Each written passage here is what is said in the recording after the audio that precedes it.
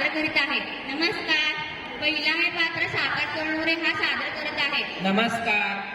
दुसरा आहे पात्र आनंद बारसकर हा सादर करत आहे. नमस्कार. तिसरा आहे पात्र अथर्व नरगिडे हा सादर करत आहे. रामराम मंडळी. व इतर या पात्रात वैष्णवी आयोळी, ईश्वरी हत्ते, गौरी हिरदोड, समर्थ शिंदे व प्रसाद धनत हे सर्वजण सादर करत आहेत. राम राम राम.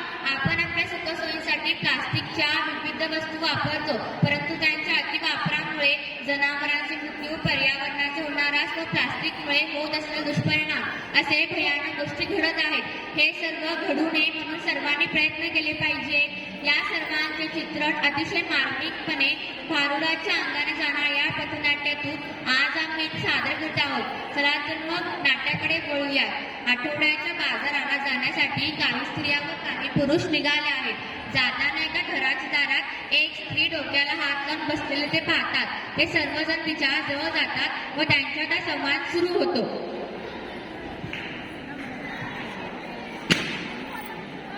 राम राम मंडळी. राम राम. आपण सर्वजण कुठे निघाला आहात? आठवड्याच्या बाजाराला. आम्ही. चला तर मग. ही बाई अशी का बसते? काय झालं असेल पुन्हा? चला तरी जाऊन विचारू. काय झालं बाई? असं का बसले? आठवड्याच्या बाजाराला येशील की नाही? बाजाराला जायचं नाही, म्हणजे बाजाराला जायचं नाही. का ग बाई? का ग बाई? का ग बाई? नग बाई, नग बाई, नग बाई. का बरं जायचं नाही? कारण काय ते सांगशील की नाही? अहो, बाजाराला जायचं कशा कशाची खरेदी करायची? कशा कशाची? कशा कशाची?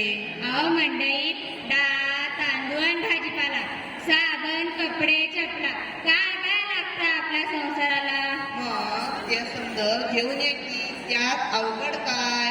अरे आणू कशात, ठेवू कशात? आता तर समजा वस्तू प्लास्टिकच्या कॅरेटमध्येच देतात की. अहो तेच तर मोठा घोटाळा आहे. कसा काय कसा काय कसा काय? कॅरी बॅग भरून आणावी, वस्तू वतून डब्यात भरावी आणि कॅरी बॅग फेकून द्यावी म्हणजे झालं. त्या समध्या कॅरी बॅगा गटारी काढतात, समध्या नाल्या तुडुंब भरतात आणि सांडपाणी येतं रस्त्यात. काय सांगतात काय बाई? मग ध्यानात येतं का नाही?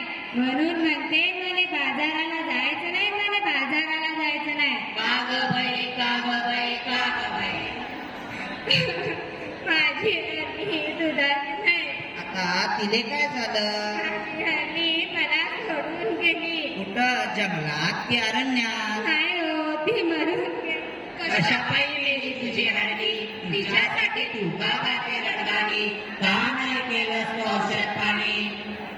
तेच तर सांगते ना, ध्यानात येतं का नाही? प्लास्टिकच्या कॅरी बॅगा तिने चाऱ्यागत चवळल्या, तिच्या पोटात गेल्या, तिचं मरण चोडवलं, तिचं बिचार रडलं, दुधा वाचून त्या लेकराचं अडलं. माझं मन खूप तडफडलं. प्लास्टिकचा कचरा हेच कारण जनावरांचं ओढतंय मरण. म्हणून म्हणते. काय म्हणते? मला बाजाराला जायचं नाही, मला बाजाराला जायचं नाही. सरकारने काढलाय आदेश, प्लास्टिक नका वापरू हे त्यातलं विशेष. सजीवांना वाचवूया हा दिलाय संदेश. पेपरातली बातमी वाचली की नाही? आता काय तुम्ही अंका बहादर नाही?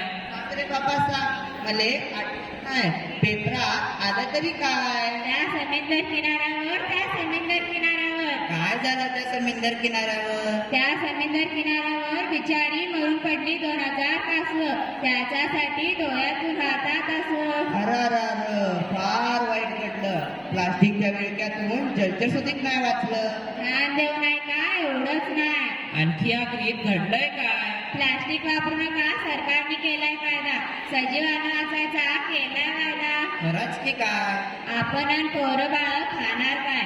आपली काय माय ओसाड होत आहे. कशी काय? कशी काय? जमीन नांगरली, प्लास्टिकची जाळी वरती आली. शेतात पीक येईल कसं? कशी मिळतील खंडीभर कंच?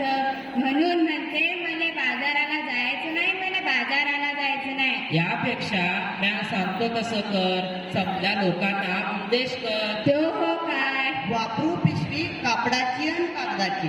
प्लास्टिकची पिशवी नको. काळजी घेऊ वसुंधरेची. आता तरी बाजाराला जाशील की नाही? होय. तर मी प्लास्टिकची थैली हातात धरणार नाही. मला बाजाराला जायचं आहे, मला बाजाराला जायचं नाही. चला. चला. बाजाराला चला कापडाची थैली